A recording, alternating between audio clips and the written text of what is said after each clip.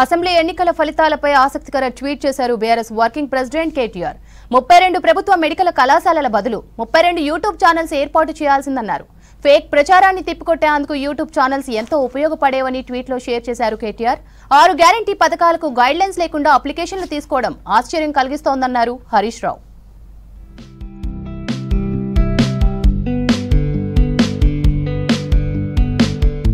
BRS working president KTR ఆసక్తికర tweet చేశారు. Assembly ఎన్నికల ఫలితాలపై చాలా మంది ఫీడ్బ్యాక్ పరిశీలనలు పంపిస్తున్నారని తెలిపారు. వచ్చిన ఫీడ్బ్యాక్ లో బెస్ట్ అనిపించినది ట్వీట్ చేశారు.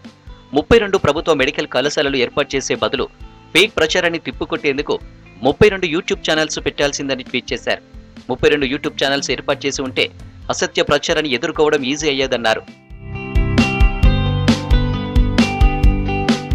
6 గ్యారంటీ పథకాలకు గైడ్లైన్స్ లేకుండా అప్లికేషన్లు తీసుకోవడం ఆశ్చర్యం కలిగిస్తుందని చిట్చాట్లో చెప్పారు మాజీ మంత్రి బీఆర్ఎస్ ఎమ్మెల్యే హరీష్ రావు.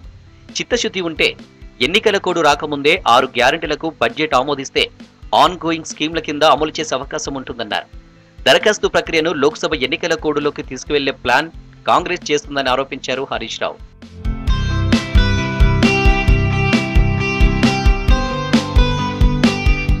రైతు బంధు ఎంతమందికి ఇచ్చారో వైట్ పేపర్ ఇచ్చే దమ్ము కాంగ్రెస్ కుందని ప్రశ్నించారు హరీష్ రావు.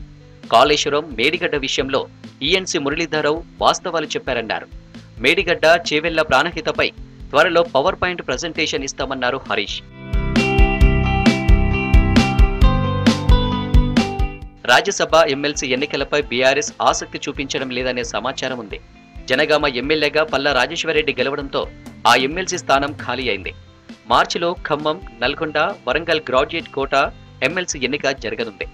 ఏప్రిల్ 2న 3 రాజ్యసభ సీట్లు ఖాళీ అవుతున్నాయి. వద్దిరాజు రవిచంద్ర, బడుగుల లింగయ్య యాదవ్, జోగినపల్లి సంతోష్ కుమార్ పదవీకాలం ముగియనుంది.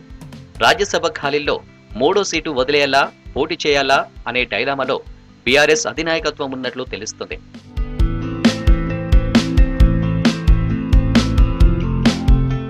ఖమ్మం జిల్లా బీఆర్ఎస్ కార్పొరేటర్ శ్రీవిద్య చౌదరిపై కేసు నమోదైంది.